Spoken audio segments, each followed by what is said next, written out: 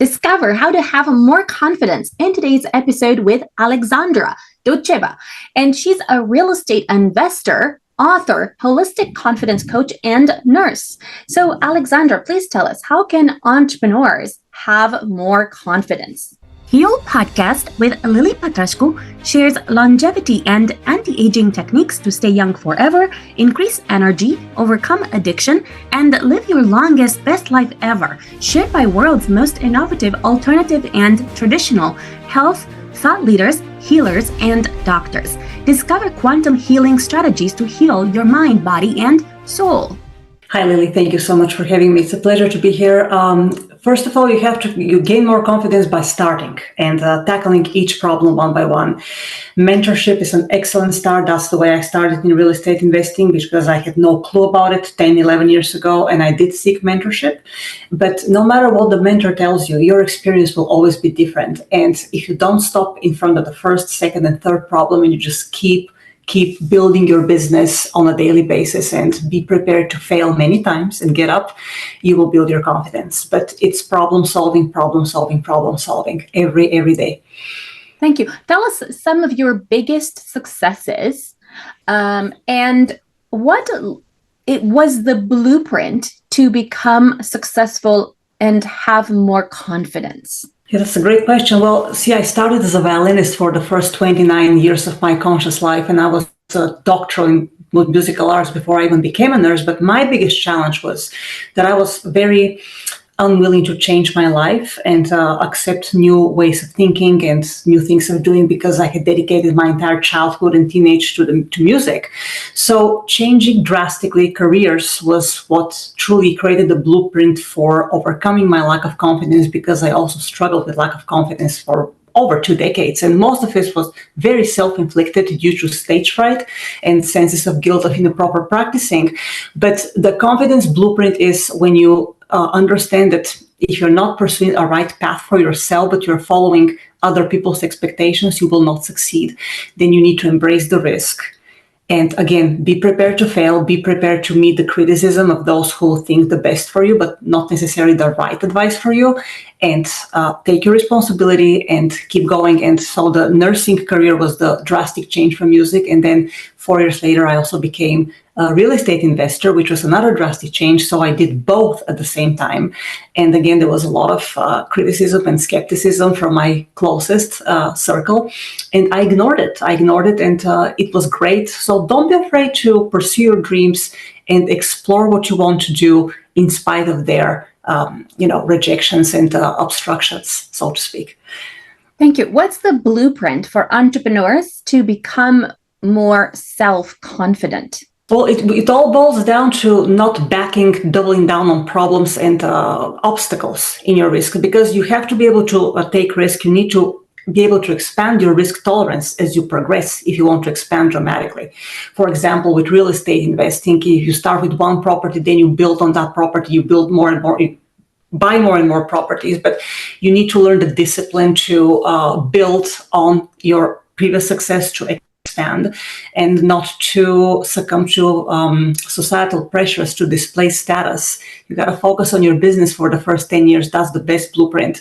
And expand until you're completely financially independent and you have the choices whether to work or not to work, whether to just focus on your business or not, whether to entrust your business to somebody to run it for you and you just control from the side. But you have to stay very disciplined in everything you do. Wow, that is fascinating. Tell us about some entrepreneurs you've worked with that used to struggle with confidence and they don't struggle so much anymore because of working with you. Yeah, so it's interesting because that was also a type of a mentor of mine who had been a landlord for over 30 years, but he always lost money to bad tenants and he wasn't confident that if he would raise the rents, he would have better tenants. And I immediately started with rents that were compatible with the market, in the middle of the market, and then I went to the lower end of the market, but my rents were still higher than his. And I retained better tenants for several years, and then he decided to overstep this and to overcome this limitation in him, he raised his reins and said, you have to improve the quality of your apartments a little bit. So you need to spend some money on that. Be confident that you'll do a great job with this. You'll find a good price. And he indeed did that after 30 years of experience, interestingly, because his mentorship was more like what not to do in real estate, which was another great learning experience. But he also helped me learn many other things that I didn't know. But the confidence was on my part. I said, look, be confident, raise your rents, but you have to have a good basis to raise the rents to be compatible with the market in our area, and you will attract better tenants and you'll retain them for a longer time, and you won't be in so much credit card debt, which is a big risk within certain types of investing, of course, and that's why people don't undertake that risk. But he did it, and now his tenants have been staying for a very long time. That's one of many examples I can give you. Thank you. Which key performance indicators should entrepreneurs measure to kind of dictate about, do they really have more confidence? What should they be measuring?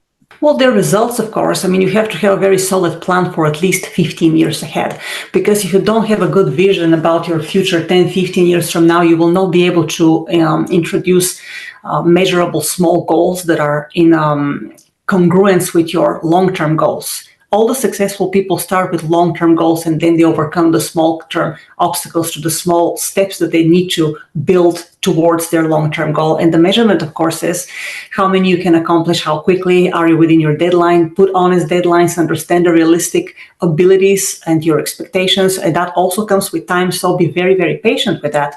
But the measures are basically, are you progressing in the direction that you want? How often are you changing your plan? If you're changing it too often, perhaps you are not really focusing on your long-term goal because out of fear, out of lack of confidence.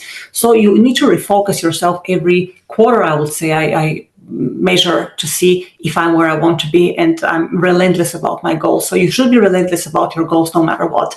And yes, life is what happens in spite of your plans. However, if you're dead focused on achieving your goals, you will eventually, sooner or later. And so you never give up because of some life circumstances, and always measure compared to 3 months ago, a year ago. If you've made progress, you're on the right track. Thank you. What are the top 10 commandments that you have in terms of increasing your personal self-confidence? So I have written down, because you did give me that question before the interview. So it's in every area of your life. It's not just in your business. It's also in your health, in your relationships. So it's about hesitating to start on a new path or pursuing your dreams or goals. So you have to understand that the uniqueness, number one, okay, so we're going to do 10 rules.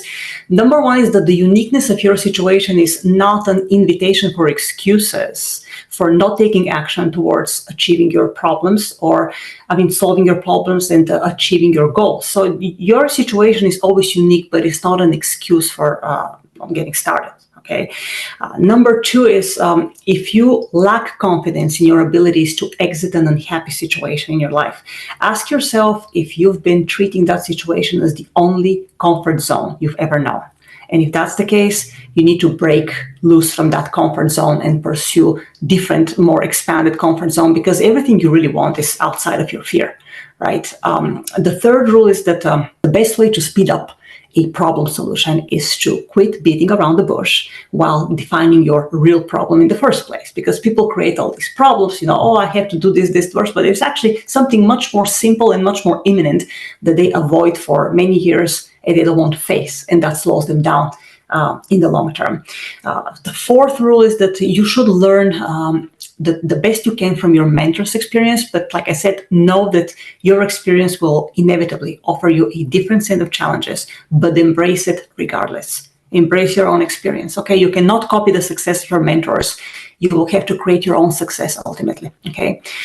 Number five is if you like to hide from problems in your business and personal life, they will always find you, no matter how hard you try to hide. So don't hide from your problems, face them. Okay, and that's what builds confidence, solving your own problems first, and then the problems of many other people, and that's how you build a great business. Number six, find your true motive, because the easiest person to lie to is yourself.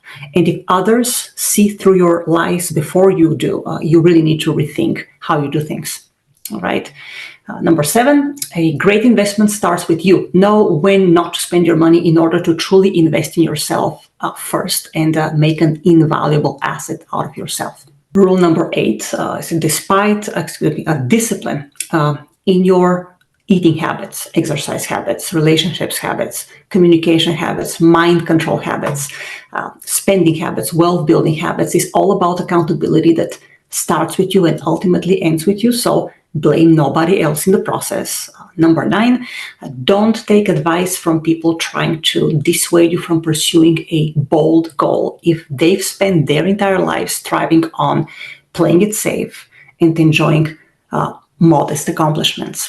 And lastly, number 10, you may hate the tough experience today, tomorrow, and the day after. But if you persevere now, I promise you, you will be grateful for it 10 years from now, or maybe even as soon as 5 years from now, because it does take some time to appreciate our own efforts. Thank you. That was an exhaustive list. Well done. What are some habits, routines, or apps that entrepreneurs should use to have more self-confidence? I don't rely much on apps other than my bank apps because of the nature of the business, but I try to use AI as little as possible because I want to be authentic in my message.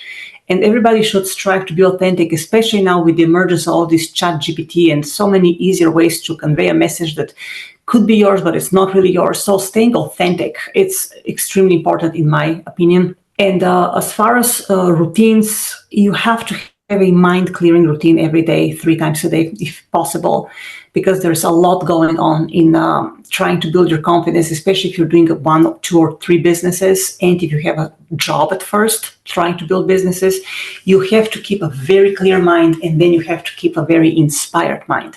So one is you clean your mind, that's the meditation process, and then you inspire your mind, you nourish your mind to keep you going, because you will be challenged, there will be obstacles. Everybody creates their own routines. I have multiple routines that I follow relentlessly every day, and that really helps me get through the day because structure is, at least for me, I rely very much on structure that I create, and I modify it if need be every 2-3 years, depending on what stage of my business I'm on. But you need to constantly reevaluate what you do and hold yourself accountable, because it's extremely, extremely easy to fall back into lazy habits, complacent, indolence of mind. And that's the biggest risk to an entrepreneur. So avoid that at all costs. Thank you.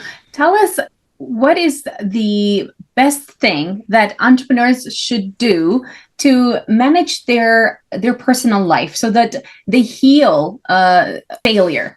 Because I think it's so common that, let's say, as an entrepreneur, you get to fail so many times. You fail sometimes because you fail to deliver on your promise. You fail to perhaps attend a meeting that you should have done. You fail to maybe deliver on your, income goals. There's so many points where you could potentially fail.